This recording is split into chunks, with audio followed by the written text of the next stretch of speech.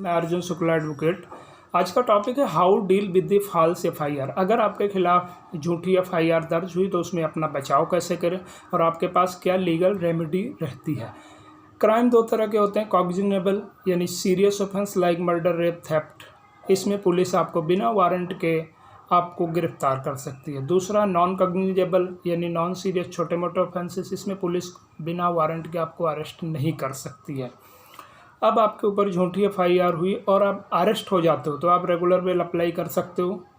और अगर आप अरेस्ट नहीं हुए तो 438 ऑफ सीआरपीसी के तहत आप anticipatory bail before court of session में आप अप्लाई कर सकते हो। आपको सारे प्रूफ लगाने होंगे क्योंकि आपके ऊपर झूठी एफआईआर हुई तो जाहिर सी बात है आपके पास कोई ना कोई प्रूफ होगा। फॉर एग्जांपल, आपके ऊपर अगर चोरी का केस है किसी एरिया में और आप उस एरिया में उस सिटी में नहीं है, दूसरे सिटी में थे, तो वहाँ के आप प्रूफ दे सकते हो।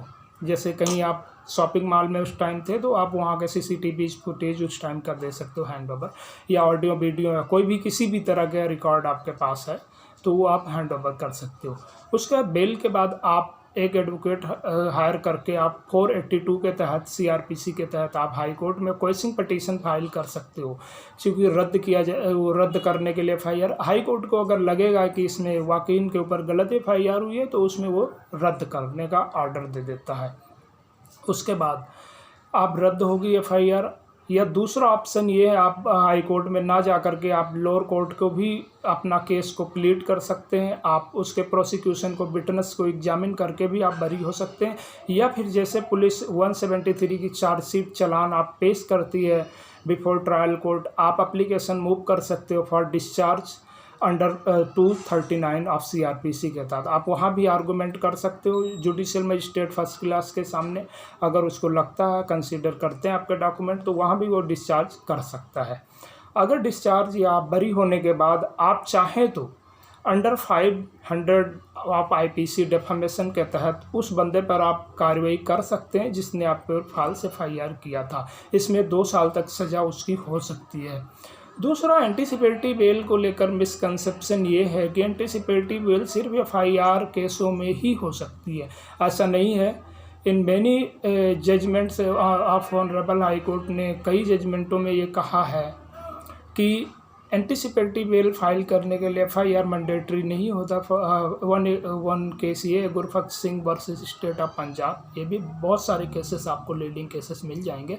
चूँकि बेल जो है वो रूल है, जेल है वो एक्सेप्शन है, जेल एक्सेप्शन है। State of Haryana versus Balchand के केस में ये कहा था, हालांकि टाइम टू टाइम पर पॉइंट आउट करते रहते हैं, क्योंकि जेल भेजना कोई मजबूरी नहीं है जजों की। अगर उसको लगता है कि जेल भेजना ज़रूरी है तभी वो जेल भेजे, अदरवाइज वो बेल दे। ये लॉ है, basic rule, because we are living in democracy. और 21 आर्टिकल राइट टू लाइफ इसमें वायलेट हो सकता है अगर वो गलत करते हैं तो, ठीक। तो ये बेसिक लॉ है। दूसरा है, अगर ये तो हुई झूठी एफआईआर की, अगर आपको लगता है कि हमारे खिलाफ किसी ने कंप्लेंट दिया है और एफआईआर कभी भी हो सकती है तो आप एंटीसिपेटरी बेल उसमें भी अप्लाई कर सकते हैं। उसमें भी अपने डॉक्यूमेंट्स लगा करके या कुछ जो भी आपके पास प्रूफ है उसमें कंसर्न आईओ को नोटिस दे देगा जज, जो जिसके सामने आपने बेल फाइल किया है, वो नोटिस देगा 5 दिन 7 दिन जो भी सर्कमस्टांसिस में फिट बैठता है। अगर वो आईओ आपके खिलाफ एफआईआर दर्ज करता तो उसको जितने दिन का नोटिस है उतने दिन का आपको रिटर्न में एक नोटिस देना पड़ेगा, और उस टाइम वो आपको अरेस्ट नहीं कर सकता है जो टाइम पीरियड है। इस टाइम आप अपना लीगल रेमेडी अवेल कर सकते हो थ्रू एडवोकेट्स, अगर आपको करनी है तो। दूसरा कंसेप्शन क्वेश्चन को लेकर के है कि क्वेश्चन पिटीशन क्या बिफोर प्रेजेंटिंग आप चालान चार्जशीट ही फाइल, ऐसा नहीं है, आप कभी भी फाइल कर सकते हो, इसका कोई वो नहीं है। इस वीडियो में इतना ही। अगर आपको कोई इससे रिलेटेड कोई क्वेश्चन कोई कुछ है तो आप कमेंट करके पूछ सकते हो।